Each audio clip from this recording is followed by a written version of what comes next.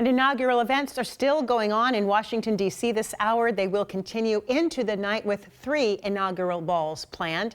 President Trump, meantime, is wasting no time getting down to business, fulfilling some of his campaign promises.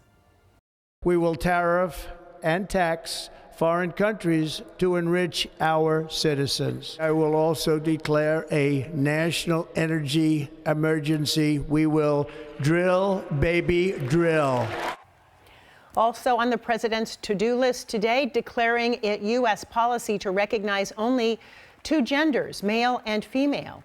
Intentions to rename the Gulf of Mexico to the Gulf of America. And in a possible test of the limits of presidential authority, claiming the Panama Canal will become U.S. territory.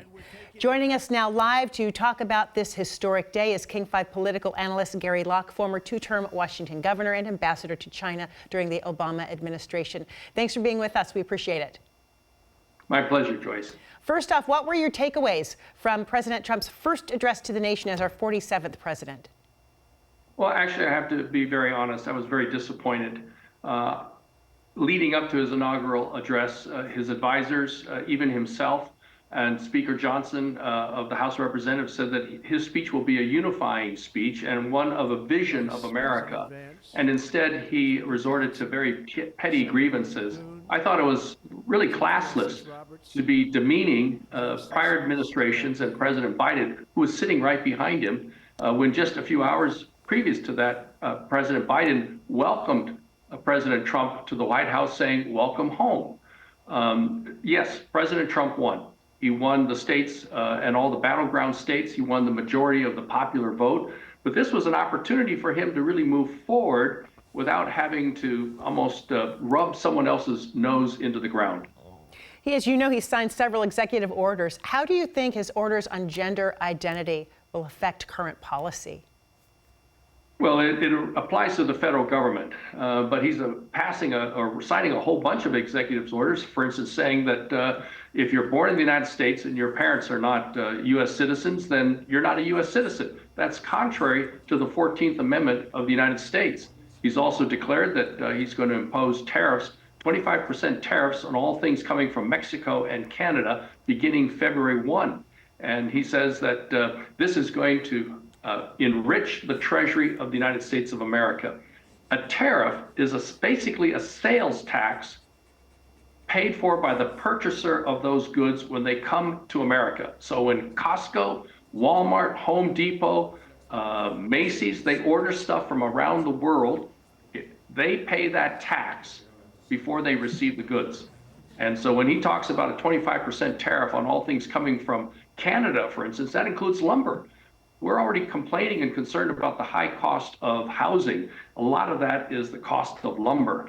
And if now hardware stores, lumber mills have to now pay a 25% tax when they receive that lumber from Canada, that's going to be passed on to the builders and ultimately the home buyers. And same for consumers. All of those companies you mentioned will be passing those tariffs on to the people who are buying their products.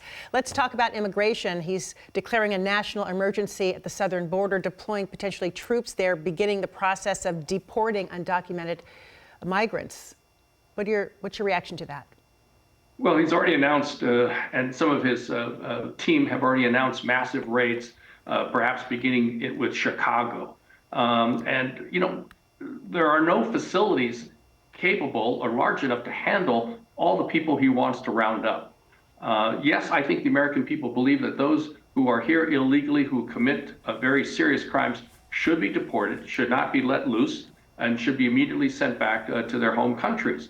But we have so many people here who have been paying taxes, working, collecting and harvesting the food that we eat from the farms, tending to our gardens, working in construction and building the homes that we live in. And so to say that we're going to send everybody back, we're talking about millions of people. We don't have jails or detention facilities that can hold millions of people.